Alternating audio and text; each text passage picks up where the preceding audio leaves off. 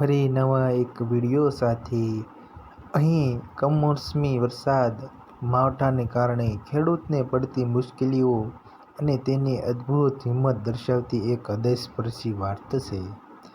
કમોસમી વરસાદ, માવઠું અને ખેડૂતનું દુઃખ. રામજીભાઈની હિંમત.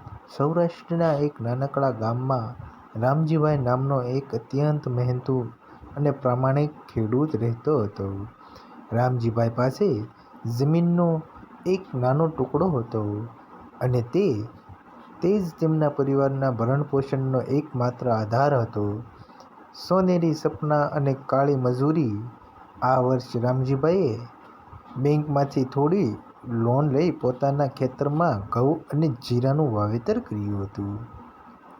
શિયાળાની કડકડતી ઠંડીમાં રાતોની રાતો જાગી તેમણે ખેતરને પાણી પાયું. જંગલી જાનવરોની પાકને બચાવવા દિવસ રાત ખેતરના શેઢે ચોકી કરી હતી. તેમણે મહેનત રંગ લાવી. ખેતરમાં સોના જેવો પાક લહેરાઈ રહ્યો હતો. રામજીભાઈ પાક જોઈને ખૂબ જ હરખાતા હતા. તેમના મનમાં અનેક સપનાઓ આકાર લઈ રહ્યા હતા. આ વખતે પાક સારો થાય, બજારમાં ભાવ પણ સારો મળશે.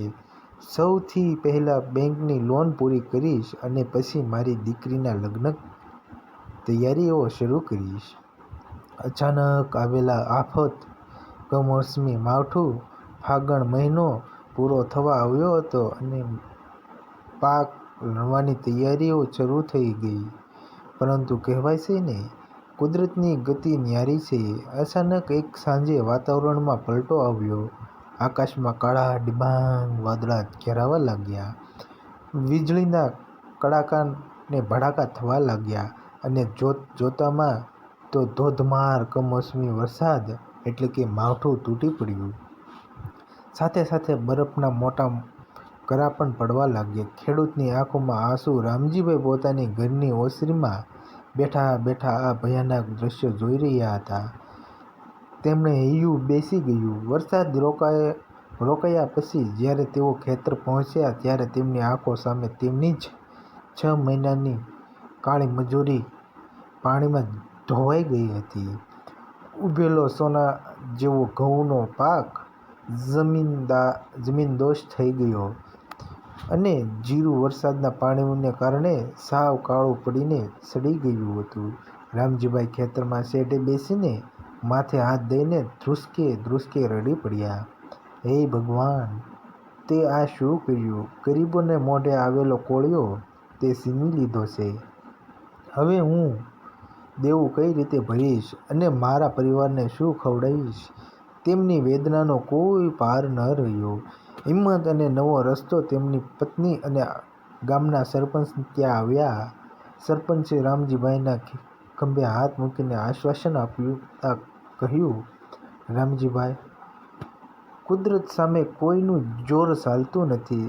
આફત આવી છે તો આપણે રડીને બેસી રહેવા કરતાં તેનો સામનો કરવો પડશે. તું એકલો નથી, આખું ગામ તારી સાથે છે. થોડા દિવસ પછી સરકારે કમોસમી વરસાદથી થયેલા નુકસાન માટે સર્વે કરાવ્યો અને ખેડૂતોને સહાયની જાહેરાત કરી. રામજીભાઈએ અગાઉથી પ્રધાનમંત્રી પાક વીમા યોજના હેઠળ પાકનો વીમો પણ ઉતરાવ્યો હતો.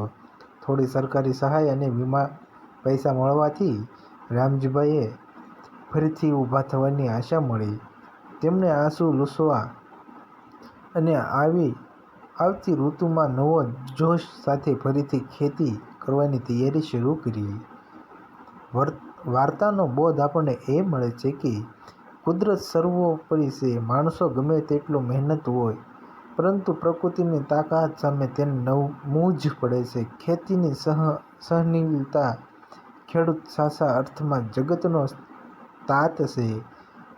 તે જમીનમાંથી સોનું પકવવા માટે પોતાની લોહી પરસેવો એક કરે છે અને આટલી મોટી આફત પછી પણ ક્યારેય કામ કરવાનું છોડતો નથી. હિંમત ન હારવી.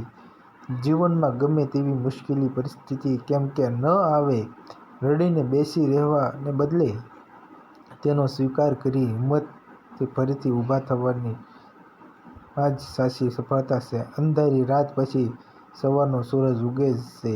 આવી વાતમાં આપણે સારી રીતે જાણી શકીએ છીએ.